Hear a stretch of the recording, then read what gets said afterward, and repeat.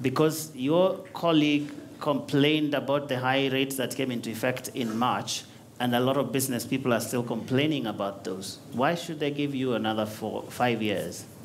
Joe, thank you. I think, allow me to answer the question in two parts. One is to respond some of the issues which were raised by Mr. Peter Kenneth and my friend Mike Sonko, then specifically address the question that you've asked.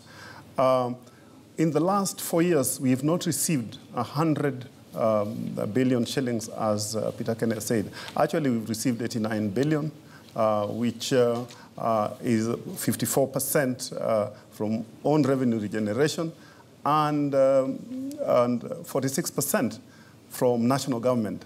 And this money that we've received, 56% of it goes to salaries and remunerations. We inherited a fairly hefty workforce, both from the national government and the county government. 17,000. It's come down now to 13,000. 25% goes to recurrent expenditures. 7% goes to repayment of debts, which we had no part in borrowing. Then the 13% goes to capital. And capital, if it is projects, if are not finished in time and they go into the following year, they cease being classified as capital. They get classified as recurrent. So what my two friends or my three friends have not said is how they are going to generate revenue.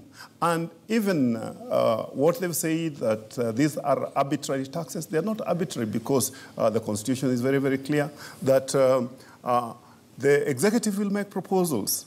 The proposals will go to the assembly, and the assembly will call public participation. And after public participations have passed it and made their recommendations, it goes back to the assembly and they pass the Finance Act. And it's only then that we are able. But Mr. Kidero, just a follow-up to that, data from the Kenya National Bureau of Statistics released at the end of last year showed that 2.2 million micro, small, and medium enterprises shut down in the past 5 years because of inability to cope with high operating expenses, including some of those rates.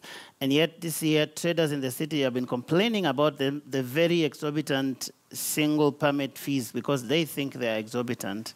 How does that square with your claim that your administration has been friendly to the small businesses operating in the city? All the taxes we charge have been passed at public participation and by the assembly.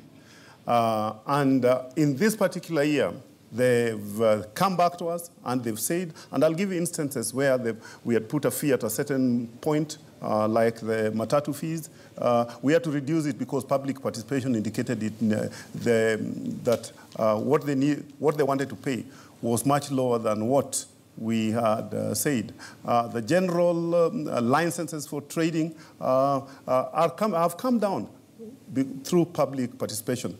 On accommodation of traders, we are putting 2 billion shillings to build Karandini to accommodate, because currently it has about 2,000. It'll take 10,000 traders. Jogoo Road as well, we're putting 2 billion, all money that has been sourced. And the Kariakoo market is also being built. We are moving the Wakulima market from where it is to the junction of Outer Ring Road and Kangundu Road, so that it can have, instead of the 3,000, it has 12,000 traders. Your time is up. Mr. Sonko, you were a bit vague about what you want to do.